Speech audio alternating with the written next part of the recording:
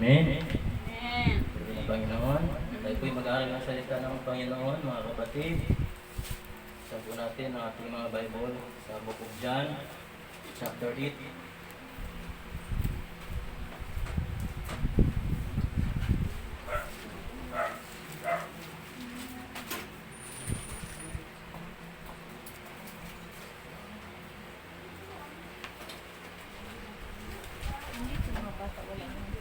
Chapter 8, isang verse lang, basahin natin. Verse 12. Diyan na ba lahat? Pwede po tayong magbasa. John chapter 8, verse 12. Ready, go. Then spake Jesus again and them, saying, I am the light of the world.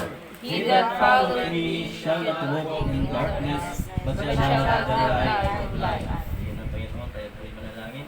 Mapagpalang Diyos, muli kami po ay nagpasalamat, Ama, sa isa ng mga pagkataon na kami po ay makapag-aral sa inyong salita na madalo po, Lord God, sa araw na ito, sa araw niyo po, kung saan ikaw po ay dapat naming pasalamatan, kung saan aming prayer ministry, patuloy po na isasagawa, Lord God. Salamat po sa oras at panahon ng bawat isa na nandito po ngayon, kung saan nakadalo, although mapanganib ang labas, but still, Lord, pinahintulutan niyo po na kami po ay maging bahagi po. The Lord, sa aming pag-aaral, dalangin namin na muli, maramdaman namin ang inyong pagkilos, aming kalagitnaan, na Lord, ikaw po ang magbukas ng aming mga isip, aming puso, na sananawa, ang iwaga ng iyong salita, Lord, ay amin po maunawaan, Lord God. Lord, hindi po namin ito kaya, hindi namin ito lubos na maunawaan, liban po, kami po yung pangunahan. Magitan po ng inyong banal na Espiritu, Lord God. Lord, patuloy po kayo mangusap, isa ng aming mga understanding. Nawa, ang mensahe nito, may pagpapala po sa mga kapatiran, sa lahat ng mga nakapakinig. Even kung may ibang tao man, nakapakinig, Lord, still sila po ay magkaroon po ng conviction na magdadala sa kanila, Lord, sa kaligtasan, Lord God. Salamat po at still aking dalangin, Lord. Empower niyo po ako. Hindi ko po ito kaya, Lord. Hindi po dahil sa inyo, Lord. Nawa ikaw po, aking may taas. Ako po ang may baba sa ngalan ng aming Panginoong Kristo, aming tagapagligtas. Amen. Amen. Amen. Po, sa ating pag-aaral po, tukunik with our lesson last Wednesday, na kung saan series po. Yung series natin, topic last week, what thank you of Christ, bali part 2 na po. Then, ito nga po, sa verse natin pag-aralan ngayon, sinabi dito, then speak Jesus again unto them, saying, I am the light of the world. He that follow me shall not walk in darkness, but shall have the light of life. Pinabutan ko po siyang, to the blind, He is the light of the world. Nakaraan, pinag-aralan natin mga kapatid, yung malala po natin, yung natin nakaraan, what thank you Christ, and then bigyan natin siya ng sinabi doon na sa lahat ng mga nagugutom, siya po ang tinapay ng buhay. Then dito naman po sa tagpo na ito natin pag-aaral, to the blind, He is the light of the world. Mga kapatid, Jesus is the only light who gives sight. Amen? Si Jesus lang po ang nag-iisang ilaw na maaaring mapagbibigay po ng paningin sa mga bulag na kaluluwa. Amen? Batid po natin, mga kapatid, na para sa ating kalaman, may dalawang uri po ng pagkabulag ang mga tao. At ito po nga po yun, unang-una, ito po yung physical blindness, na ito po yung minsan sa ating buhay, nakaranas po tayo ng kunyari sa loob ng isang siradong silid, di ba? At biglang nawalan ng kuryente.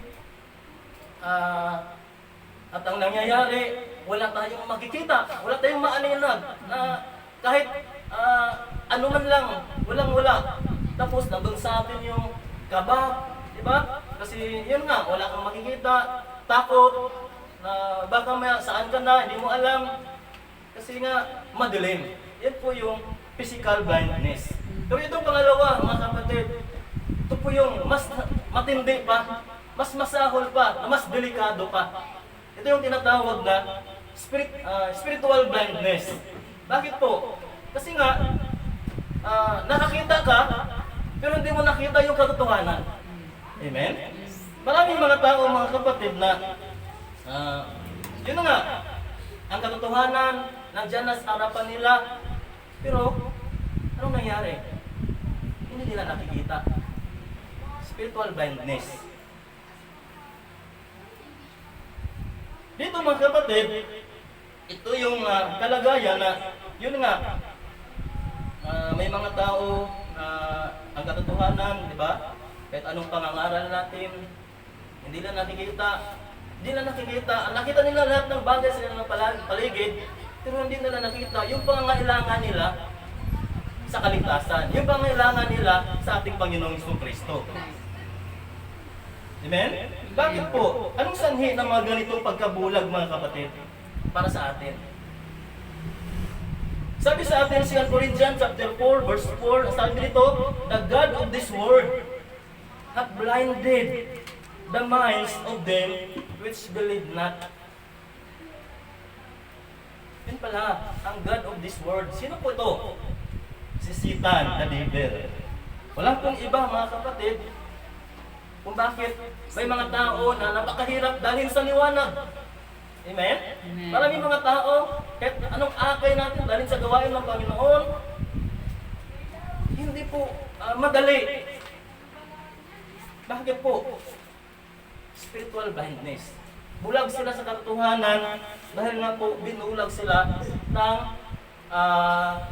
Diyos ng sanglibutang ito. Sumali na mga kapatid, nakita nila ang mundo, yun nga, sabi ko sa inyo, hindi na nakikita yung kanilang pangangailangan sa Diyos. Kaya mga kapatid, doon sa opinion ng ating Panginoong Jesucristo, yung ating pinag-aralan nakaraan, what thank you of Christ, nasabi doon, baita natin sa Matthew 22, verse 4 dito, at ayun doon sa huli nating pag-aaral, nabanggit ko kanina, para doon sa mga gutom na kaluluwa, He is the bread of life. John chapter 6, verse 35. And then dito sa ating pag-aaral ngayon, mga kapatid, makita natin dito ang isang pang malinaw na sagot ni Kristo, na para sa mga bulag, na mga kaluluwa, He is the light of the world. Tandaan po natin yan. Tanong ko mga kapatid, bukas pa ba ang mga mata natin? Nakikita pa ba natin yung katotohanan sa ating paligid? Maliwanag pa ba yung ating paningin? Pero madilim pa rin ang ating puso. Yan po yung tanong ko sa inyo. Kung ganun mga kapatid, pakinggan natin ang opinion ng ating Panginoong Jesucristo. Sabi niya, John chapter 8, verse 12, I am the light of this world. He that follow me shall not walk in darkness, but shall have the light of life. Mga kapatid, ang background context po ng ating pag-aaral, mga kapatid, dito po makita natin yung sa mga previous na verse, makita natin yung isang babae na nahuli sa pangangulo niya at dinala po ng mga Parisi sa harapan ng ating Panginoong Jesucristo. At tinanong po ang ating Panginoong Jesucristo na matuwid bang batuhin ang babaeng ito hanggang sa siya ay mamatay ayon sa kautusan ng Torah o ng batas ni Moses. Yun po yung tanong sa kanila, tanong nila sa ating Panginoong Jesucristo doon tungkol sa babae na yun. Pero ang layunin nila, mga kapatid, para lang masilo o mabitag yung ating Panginoong Jesucristo. Pero makita natin dito, mga kapatid, na isang matalinong sagot, yung sagot ng ating Panginoong Jesucristo.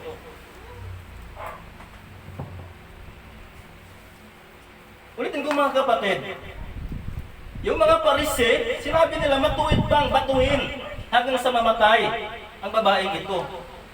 Makita natin yan sa verse 5 ng John chapter 8 verse 5. Makita natin yan, mababasa natin yan.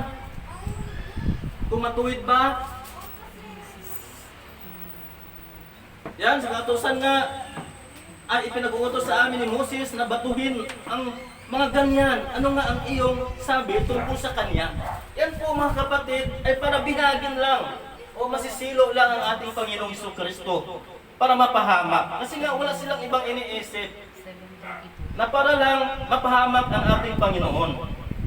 Pero makita natin dito mga kapatid,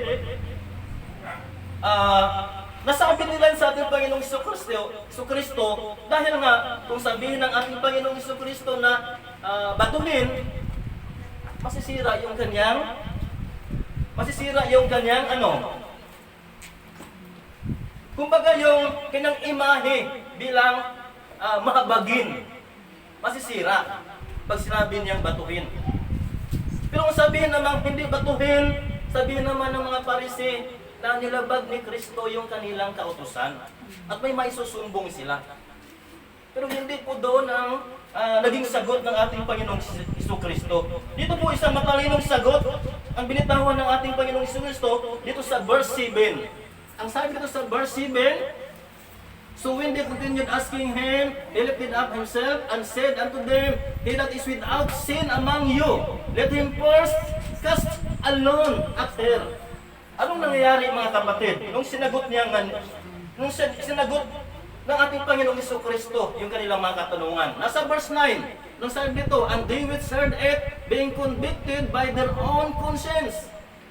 Dahan-dahan silang umalis pa isa-isa. Ano yung pinapakita dito mga kapatid? Isa-isa silang umalis dahil nahayag ng liwanag ng katotohanan ang kanilang mga puso. Amen? Sabi sa atin ng Bible sa John chapter 1, mga nabanggit doon na ang liwanag na parito sa sanlibutan. Pero hindi lang na-comprehend. Diba? Ang ilaw na parito sa sanlibutan, pero hindi siya tinanggap ng sanlibutan. Yun po yung tinutukoy dito mga kapatid. Kaya sinabi ni Jesus sa babae, nasa last phrase, verse 11, neither do I condemn thee, go and sin no more. Makita na dito mga kapatid na ang pagkabulag, ito po ay sanhi ng kasalanan. Kasi sabi dito ni Kristo, go and sin no more, mga kapatid. Kaya dito niya ipinakilala yung kanyang sarili. Kung bakit niya binanggit yung verse natin, John chapter 8, verse 12. Nasa verse 12, then sinabi niya, pagkatapos niyang sabihin niyan, go and sin no more, then speak Jesus again unto them saying, I am the light of the world. Ang sabi niya.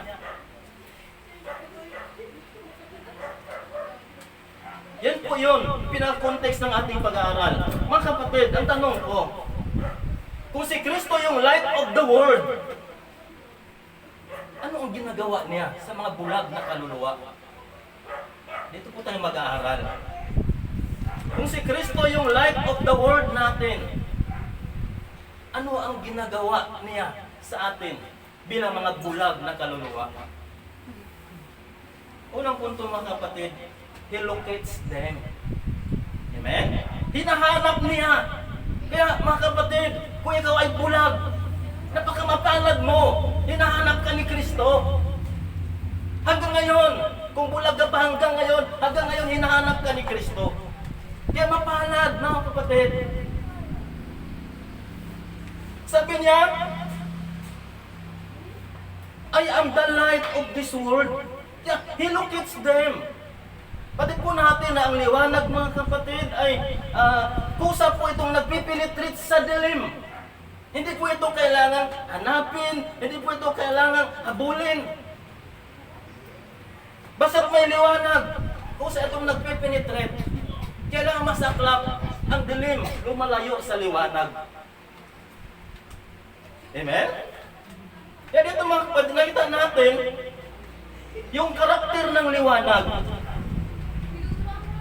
Kaya nga sa verse 9 and they which heard it being convicted by their own conscience went out one by one. Ano yung pinapakita roon?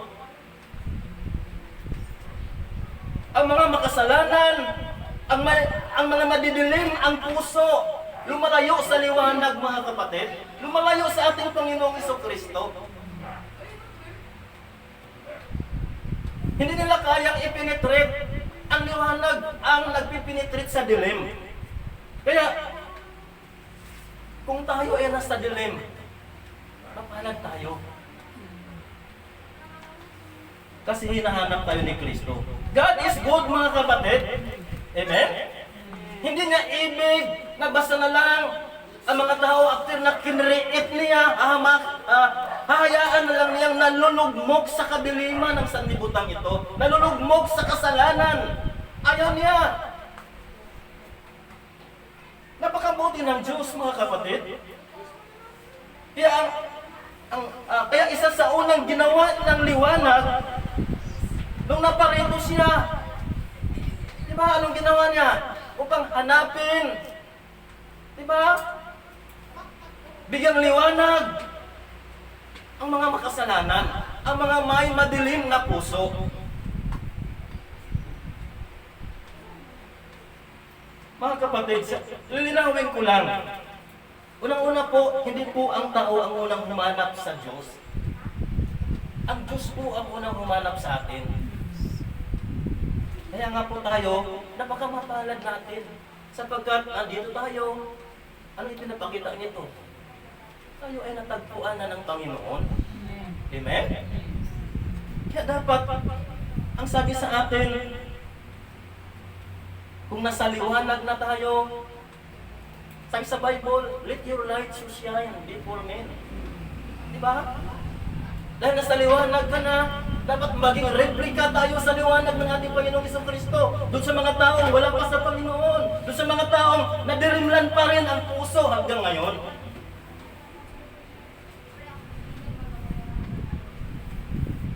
Although hindi madali,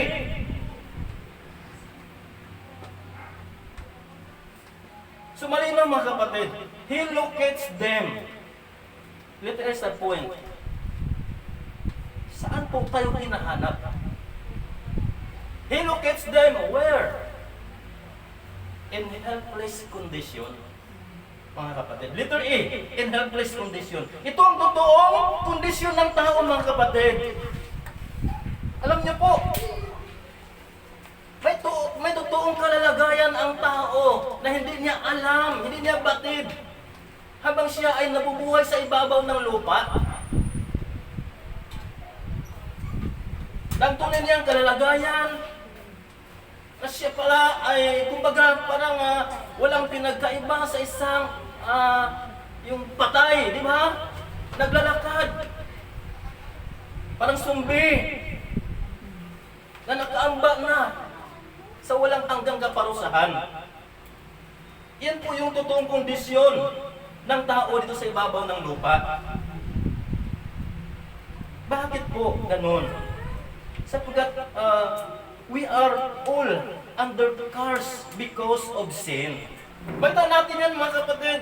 Kung naguguluhan tayo, paano tayo nagkasala, basahin po natin yung Genesis chapter 3. Makita po natin doon kung paano ang tao nahulog sa pagkakasala sa panahon nila Adam and Eve, di ba? Nung naintay si Eve,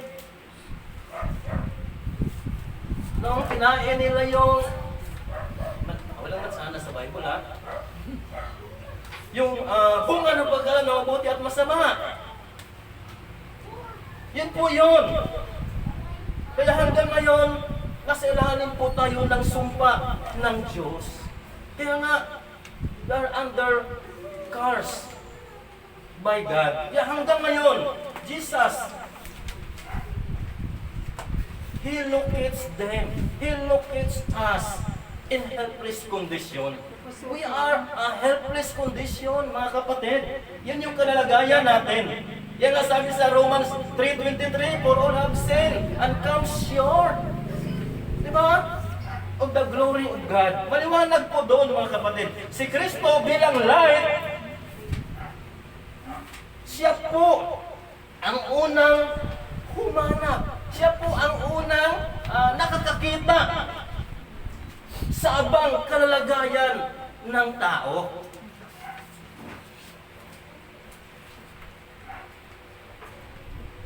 Ano bang kalalagayan natin? Noon, helpless condition tayo. Kung ilalarawan natin yan, parang bagang without strength, di ba? Hopeless, captive of sin.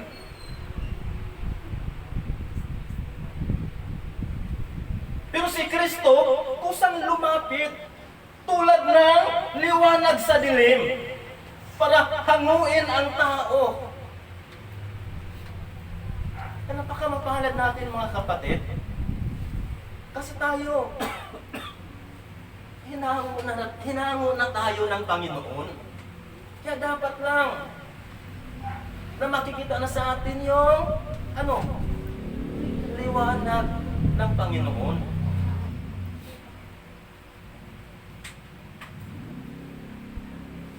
He locates them in helpless condition. Letter B, in darkness location. Ang kadaliman mga kapatid ay larawan ng kasalanan. Ulitin ko. Larawan po ng kasalanan, yung kadiliman. That's why, ang sabi ng Bible, yung sin, yan po ay separation from God. Amen? Kumbaga nawalay po tayo sa Diyos nung tayo ay nung ating unang ninuno ay nahulog sa kasalanan. That's why bumaba si Kristo. At hinanap tayo. At ito, natagpuan ako, natagpuan kayo, natagpuan tayong lahat. Purihin ang Panginoon. Ginatagpo tayo ng ating Panginoong Jesucristo from darkness location. Yung location na kung saan, balot pa tayo sa kasamaan. Nasabi ng Bible, separated between you and your God. Isaiah 59 verse 2. Di ba? Sabi sa atin ng Isaiah 59 verse 2, but your iniquities. Ano ba ang iniquities? Kasamaan. Di ba? So larawan na yan ng kadiliman, ang kasamaan. John 3:19. Ano sabi doon? And this is the condemnation that light is come into the world. Ang sabi. And men, sabi dito, love darkness rather than light. Sapagkat sila ay mga masasama. Ganyan ang tao, di ba? Mas iniibig nila ang dilim kaysa liwanag. Yung eksena doon, nung nahayag yung kadiliman ng kanilang puso doon sa mga Parisee, umalis sila. Dandahan silang lumayo. Yun, yung dilim ng kanilang puso na hindi kayang ipenetrate ang liwanag ng ating Panginoong Jesucristo. That's why mahirap abutin mga kapatid yung taong nakakita pero bulag sa katotohanan. Mas madali pang bahagian ng salita ng Diyos yung physical na bulag, yung literal na bulag. Di ba? Yun ang mahirap eh. Pagbabahagi tayo ng Word of God, mas madali pang maahakay ang isang bulag. Amen? Pero yung dilat na dilat ang mata, hindi natin madaling maakay yan. Ganyan yun.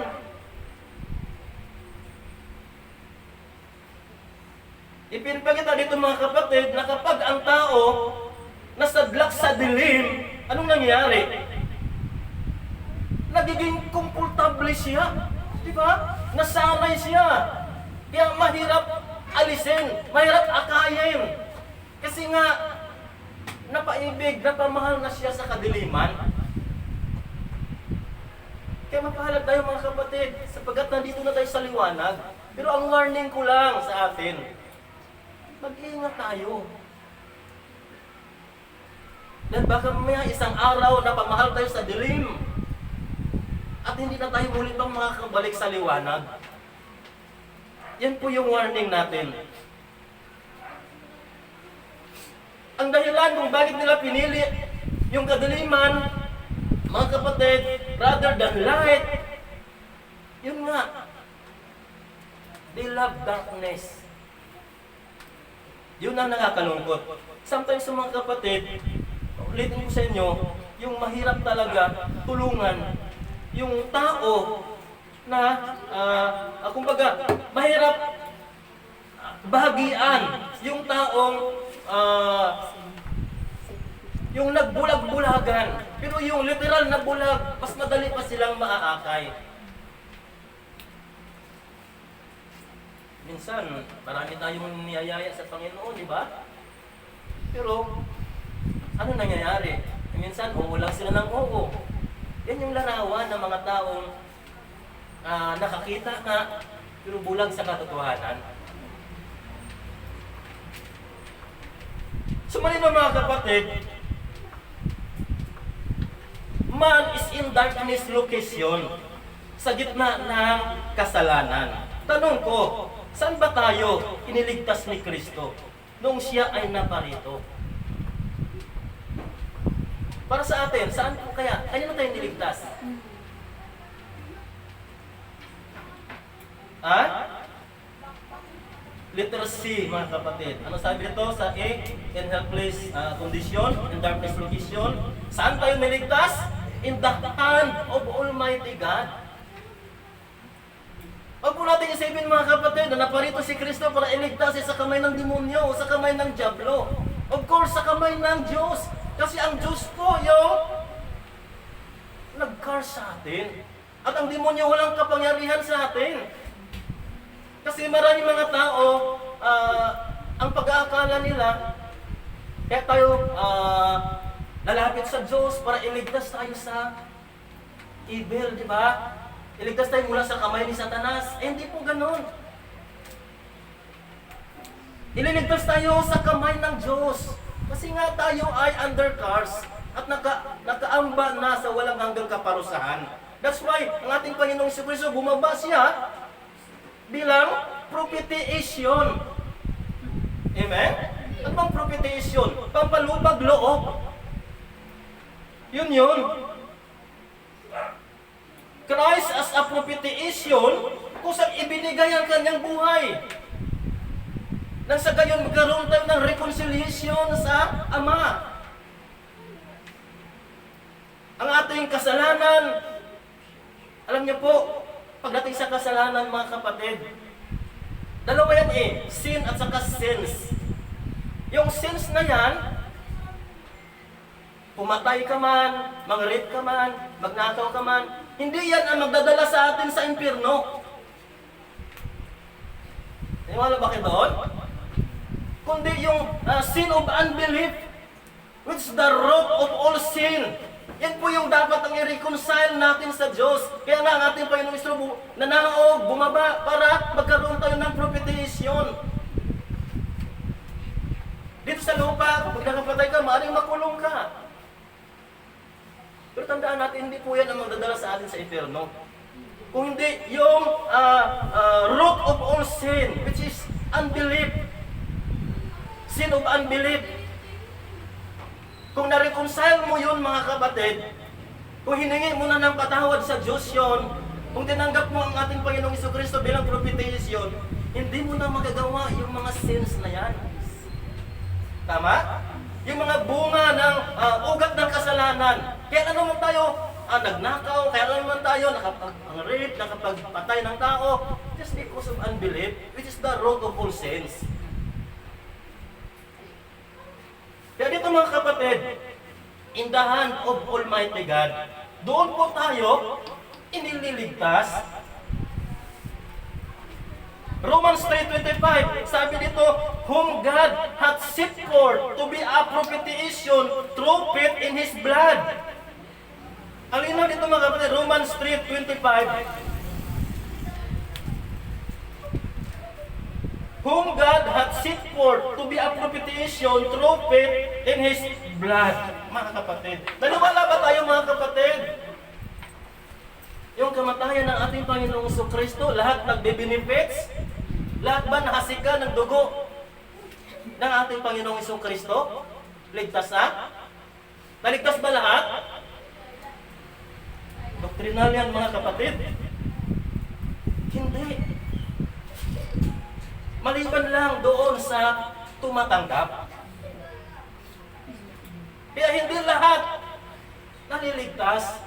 Although ang lahat ng yon ay para sa lahat yon, yung buhay ng ating Panginoong Jesucristo.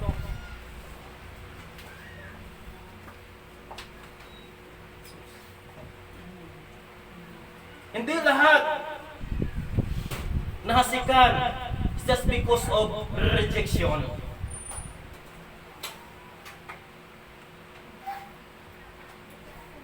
John chapter 10, verse 17, 18. Anong sabi dito?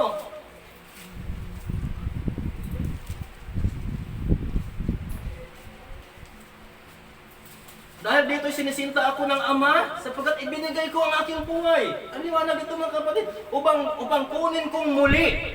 Sino may hindi nag-aalis sa akin ito, kundi kusa kong ibinigay. May kapangyarihan akong magbigay nito at may kapangyarihan akong kumuhang muli. Tinanggap ko ang utos na ito sa aking Ama. Malinaw mga kapatid, Christ is our propitiation.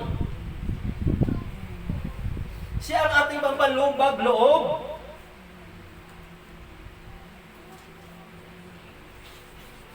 Pero beside na siya ay napako sa cross, hindi po lahat nagbe-benefits ng salvation. Yun nga, sabi ko kanina, hindi lahat sumampalataya.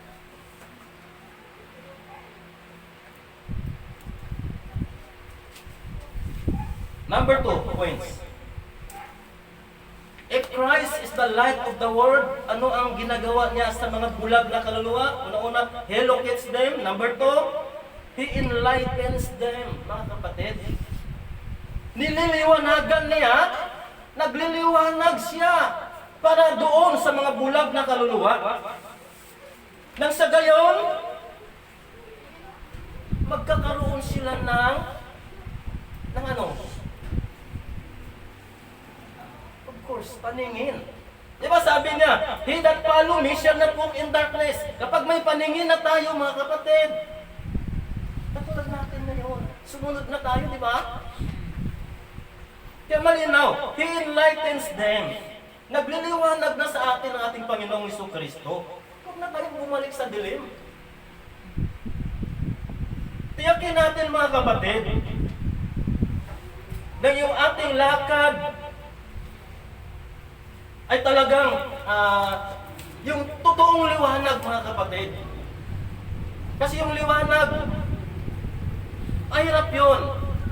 Kasi yun nga, halimbawa sa isang flashlight, gaano man kalakas ng flashlight mo, kung yung hinahanap mo naman ay wala sa direksyon ng liwanag, hindi mo talaga matatagpuan kung ano man ang hahanapin mo. Kaya tiyakin natin, yung liwanag ba na mayroon tayo ay ang liwanag ng ating Panginoong Jesucristo na siyang ating sinusundan? Dapat kung yung liwanag ng ating Panginoong Jesucristo siyang ating sinusundan, makikita na sa atin yung pagiging seryoso sa gawain ng Panginoon. Pero kung bakit parang sa atin parang nagbibiro pa rin tayo eh. Marami pa rin tayong makita naman natin talaga eh. Minsan, naging pabaya pa rin tayo. Diba? Dapat hindi na makikita sa atin yun.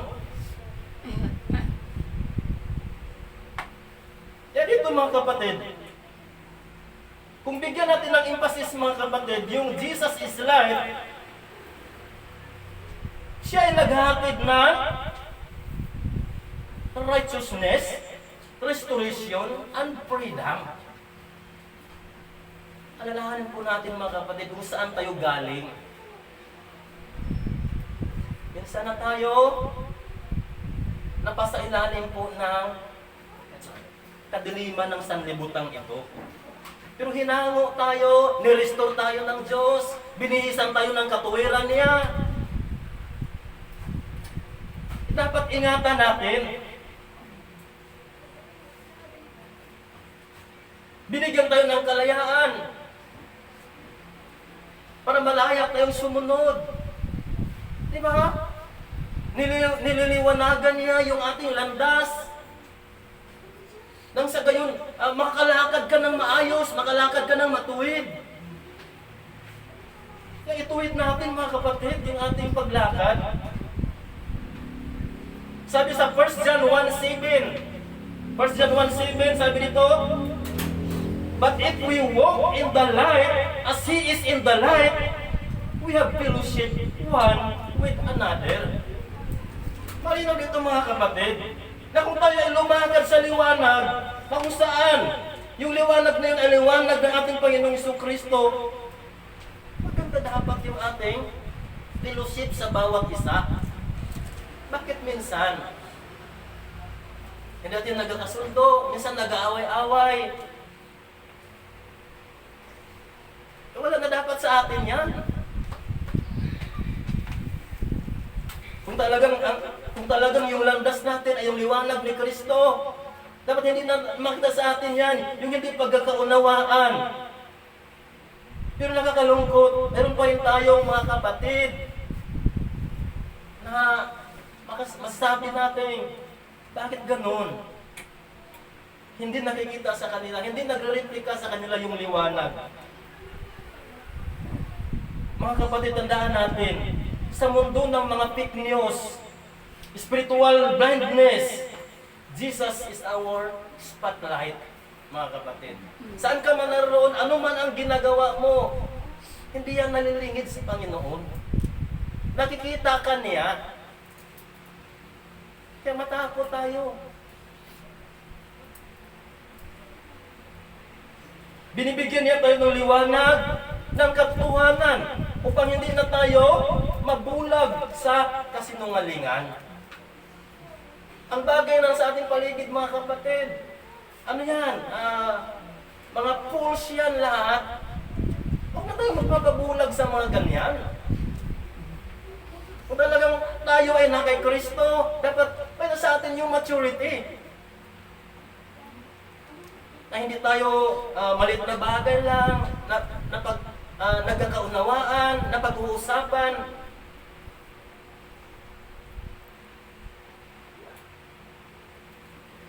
Kaya dito mga kapatid, He enlightens them. Saan? Letter E, to walk in the righteousness of God.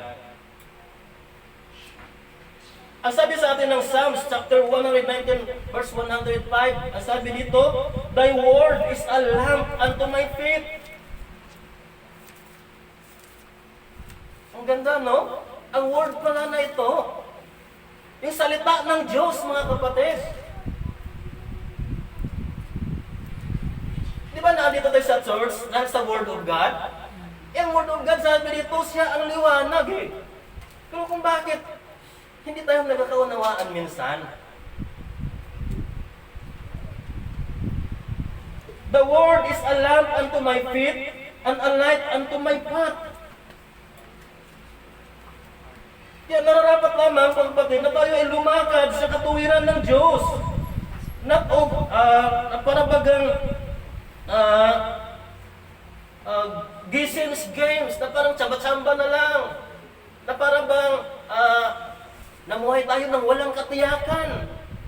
Mga kapatid, nakakatiyak na tayo sa ating paruroonan. Nakakatiyak na tayo sa ating kinaruroonan. Nakakatiyak na tayo sa ating destinasyon.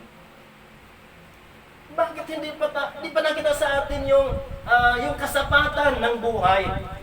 Na minsan nagpapatalo pa rin tayo sa mga material.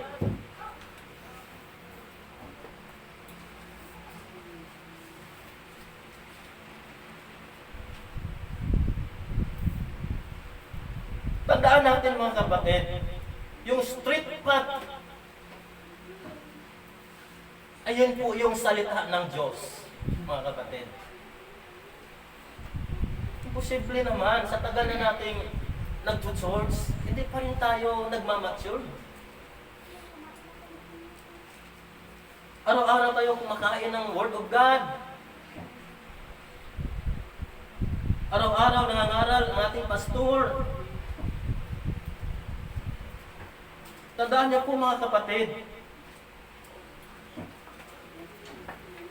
tayo po ay nasa liwanag na. Letter B, to get back on the right path of life. On the right path of life, mga kapatid. To get back, mga kapatid. Kasi nga, minsan na tayo nawalay sa Diyos, di ba? Lahat ng tao may kasalanan. Kaya nga, to get back, nung wala pa kayo sa Diyos, walang exempted sa atin. Huwag mong isipin na matuwid ako, di ba? Siya makasalanan.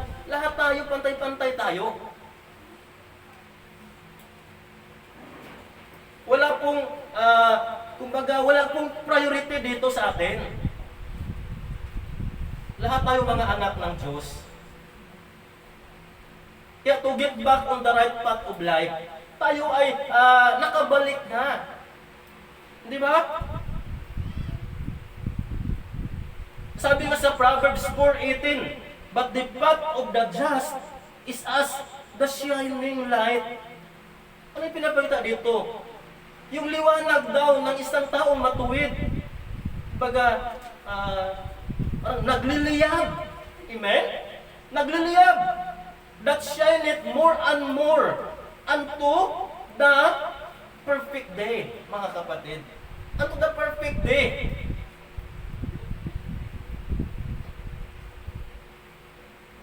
Ipinibigay ito, mga kapatid, na dapat yung liwanag na mayroon tayo, mga kapatid, hindi parang paindat-indat. Diba? Minsan, aktibo tayo sa gawain, minsan, wala na naman. Sabi dito shine it more and more. Nagliliyab. Ang liwanag mo ba? Paindap-indap?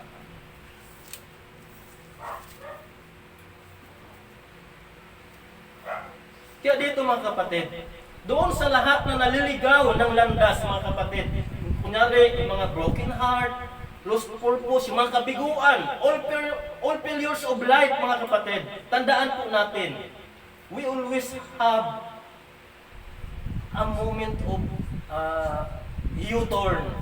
Amen? Pwede po tayong mag-U-turn kung nagkamali man tayo, nagkasala man tayo. Anytime.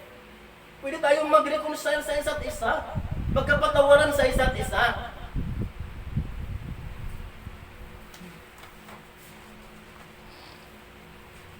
We always have a U-turn moment. God does not condemn us. Hindi po tayo kinukondena ng Diyos. We just have to reroute. Diba? Kung nagkamali ka man, baguhin mo yung ano mo. Kung nakita mo na lahat ng tao ay laban na sa'yo, maramdaman mo. Reroute. Remember, mga kapatid, sa Luke chapter 15, verse 11 to 24, anong kaganapan dito? Luke 15, 11 to 24, ang kaganapan dito yung patungkol sa prodigal son. Hindi ba? Nung siya ay nakapag-isip, anong ginawa niya? Nagbago siya ng landas. He reroute. Diba? Nag-U-turn siya. Bumalik siya sa kanyang ama. Naisip kasi niya na, Ama, katulong ng aking ama, ang sasarap ng kinakain. Tapos ako dito, halos makipag-agawan ako sa pagkain ng baboy. Uuwi na lang ako sa bahay. Sabi niya, humingi siya ng patawad. Humingi siya ng patawad. Anong ginawa ng ama? Malayo pa lang. Tumatakbo na yung ama. Anong ginawa? Binigyan ng singsing, binigyan ng robe. Anong pinapakita doon, mga kapatid? Ang tanong ko, yung prodigal son ba, mananampalataya o ligtas nung umalis? May kanya-kanyang stand po tayo pagdating doon Kasi kung makikita natin, nung pagbalik niya, doon pa lang sinuot yung robe at saka yung singsing. Marahil, nung umalis yung prodigal son na iyon, hindi talaga mananampalataya yun. Doon pa lang naligtas nung bumalik. Although hindi naman pareho ang stand ng mga pastor. Ewan ko po si pastor kung ano yung stand niya. Ay, so narinig ko lang ito eh. Tinuturo ng mga Bible school. Bible school, yung teacher natin. Ang stand ni Pastor Louie, hindi talaga ligtas yun nung umalis. Doon pa lang siya ligtas nung bumalik. Kasi wala namang mababasa nung umalis, hinubad yung robe. Kasi kung sabi, hinubad yung robe, nawala ang kaligtasan. Di ba? Masasagasaan yung doktrina. Yung kaligtasan hindi nawawala eh. Wala kang mabasa na hinubad yung singsing, hinubad yung robe, tapos umalis. Nung bumalik, doon na lang binigay yung robe, binigay yung singsing. Kaya doon pa lang siya ligtas. Pero debatable daw yan. Pero siguro may punto naman. Kasi yung robe at saka singsing, ano yun eh? Picture of God's righteousness. Nung si Adan nahulog sa pagkakasala sila, iba, anong ginawa nila? Si iba ang pinaka magaling na siwer. Pati dahon na tahi niya. Sipin niya. Dahon ang hirap tahiin nun. Yung natahi niya, ginawa nilang damit. Pero hindi sapat yon. Pinalitan ng Diyos, coat of skin, na pinapakita doon, by works. Di ba? Yung dahon, larawan po yun ng by works. Salvation by works. Ang ginawa ng Diyos, nung pinalitan niya, righteousness, yun po yung salvation by faith. Larawan po yun ng ating Panginoong Jesucristo. Coat of skin. Kaya dito mga kapatid, balik tayo.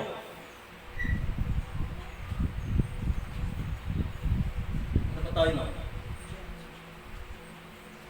Ayun, prodigal son. Mali na po doon mga kapatid. Makita natin yun doon, yung U-turn na nabanggit ko. Yung rerouting. Kung tayo ay nagkamali, anytime pwede tayong makipag-reconcile. Pwede tayong humingi ng patawad sa Diyos. And then, makipag-reconcile tayo sa mga kapatiran, lalo kay pastor, kung nagkasala man tayo. Number 3, He locates them. Number 1, He enlightens them. Number 3, He leads them. Hindi sapat mga kapatid na hanapin lang niya. Hindi rin sapat na liliwanagan lang niya. Siyempre, il-leads din niya yan. He leads them. Number 3, ginabayan niya sila sa daan ng buhay.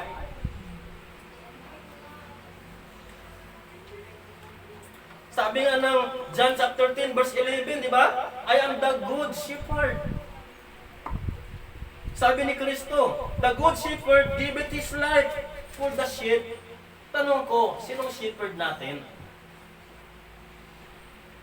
Si Kristo ba talaga?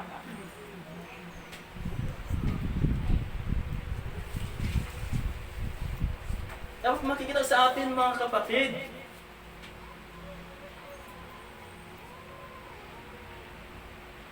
Yung pagiging totoong sheep din mga kapatid.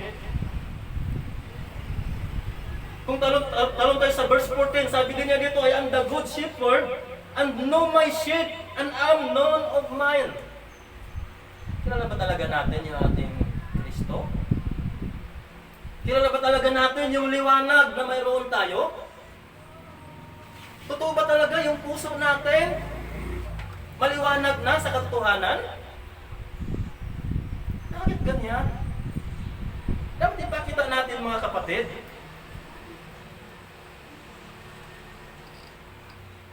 Si Kristo ang daan, ang katotohanan at ang buhay. John 14:6 ang sabi niya.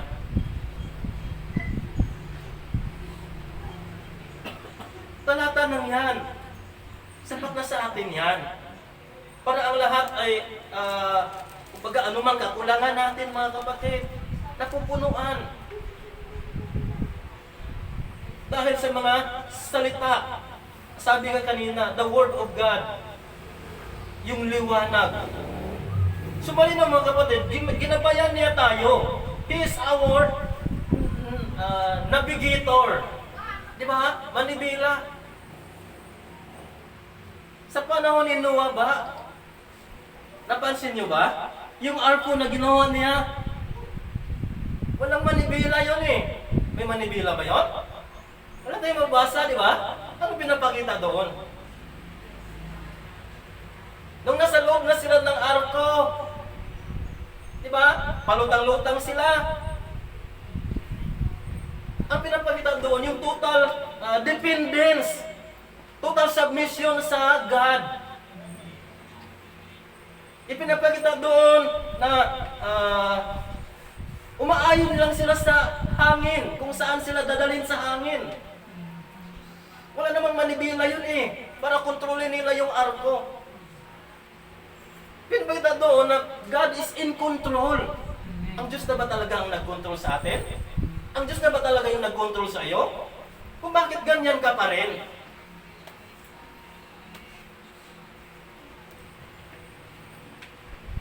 Malinaw po doon mga kapatid.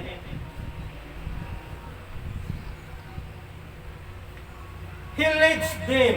Ginagabayan niya sila sa daan ng buhay. Letter A, leads out of darkness. Amen? Ephesians chapter 5 verse 8, for ye were sometimes darkness. Mga kapatid, nasabi sa atin ng Bible, na minsan na tayong nasa dilim. But now, are ye light in the Lord? Walk as children of light. Ang liwanag ito mga kapatid. Ngayon ay nasa liwanag na tayo ng Panginoon, kaya lumakad ka sa liwanag ng Panginoon. We are sometimes darkness. Minsan na tayo pala. Di ba? Nung wala pa tayo sa Diyos, di pa tayo nakakilala sa Panginoon, ano ba ang buhay natin noon? Makasalbahin natin. Hindi natin nagpapatalo. Maliit na bagay lang. Gusto mo, away ka agad. Hanggang ngayon ba? Ganyan pa rin tayo? Dapat magkaroon na tayo ng tunay na pagmamahalan sa loob ng ating iglesia. Amen? Leads out of darkness. Tumutukoy ito mga kapatid, yung sabi doon na for ye were sometimes darkness. Tinutukoy dyan mga mananampalataya, tayo. Nung tayo ay wala pa kay Kristo, we are in the condition of spiritual blindness. Mga bulag pa tayo noon. Pero ngayon, binigyan na tayo ng liwanag. Mayroon na tayong new identity na siyang yung pagkikipag-isa natin sa ating Panginoong Jesucristo. Kaya malinaw dito mga kapatid. Ngayon, dahil nasa liwanag na tayo, anong dapat?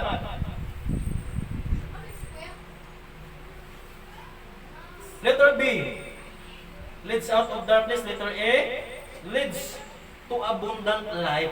He leads them to abundant life, mga kapatid. Sabi sa atin, John chapter 10, verse 10, sabi ito, I am come that they might have life and that they might have it more abundantly. Mga kapatid, dapat makikita natin mga kapatid, ang nagsalita dyan, ng ating Panginoong Jesucristo, tapat. Dapat makita din sa atin yung katapatan. Yung nakalungkot, nagtatapat lang tayo kapag pinagpala.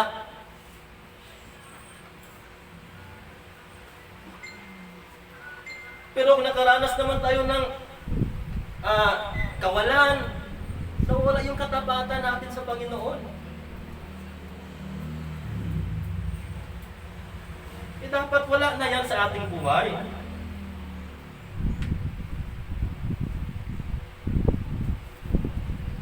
Mga kapatid, hindi lang ito sa physical na kasaganaan, mga kapatid, yung abundant na nabanggit dito, kundi maging sa spiritual. Yung kayamanan pumupuno sa lahat ng pangangailangan. Yan ang tinutukoy dyan. Kapag may Kristo tayo, mga kapatid, kapag may Diyos tayo, ayun po yung pinaka-masagana. Naalala nyo ba? Yung meeting moment ni Esau at ni Jacob. Diba? Kung nababasa niyo yun sa Genesis chapter 33, verse 9 to 11. Nung si Jacob bumalik na dahil gusto siya makipagkasundo kay Esau, nanggaling siya sa kanyang tiyuhing si Laban. Diba? Dahil matagal na panahon, doon siya nagtago. Dahil nagkasala siya kay Esau nung niloko niya. Kinabahan siya dahil siyempre, ang alam niya, gagantihan siya, di ba? Anong ginawa niya? Kasi kailangan na niyang bumalik sa kanyang lupain. May dala siyang napakaraming baka bilang pasalubong. Oo, ang daan-daan, iba-iba. May mga tupa, daan-daan.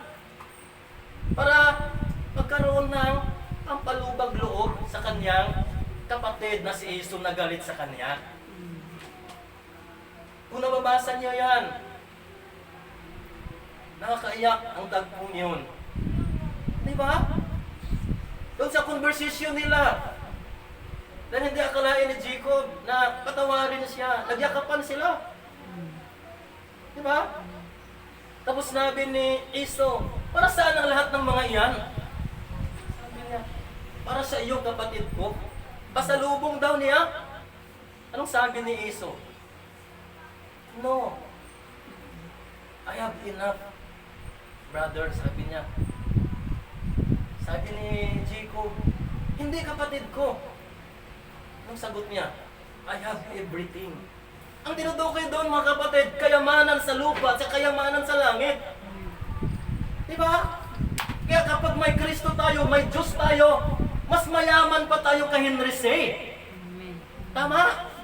Si Henry C, sabihin na lang natin, I have enough. Pero lang siya nakakasapat ng mga bagay sa sanlibutan. Pero wala siya everything. Wala siyang spiritual wealth. Only physical wealth. Kaya mga kapatid, purihin ang Panginoon. Kasi sa buhay natin, tayo ang pinakamayaman. Mayroon tayong spiritual wealth. Amen? Kaya purihin ang Panginoon. Tapos na tayo mga kapatid. Conclusion tayo.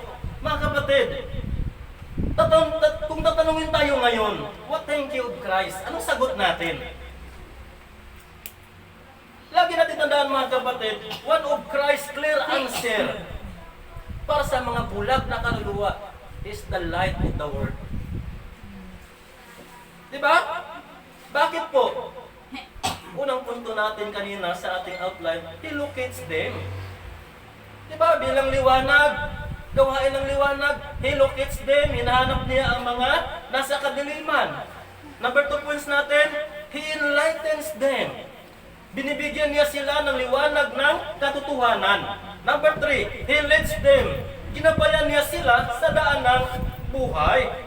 Kaya kung ikaw mga kapatid, nasa kadiliman pa ng kasalanan, mapalad ka. Hinahanap ka ni Kristo. Tanong ko, natagpuan ka na ba talaga? Amen? Mga kapatid, sapat na ang mensahe sa ating ng Panginoon sa gabing ito. Kaya, purihin ang Diyos. Tawagin ko na po si Pastor Willie. Magandang gabi po sa lahat.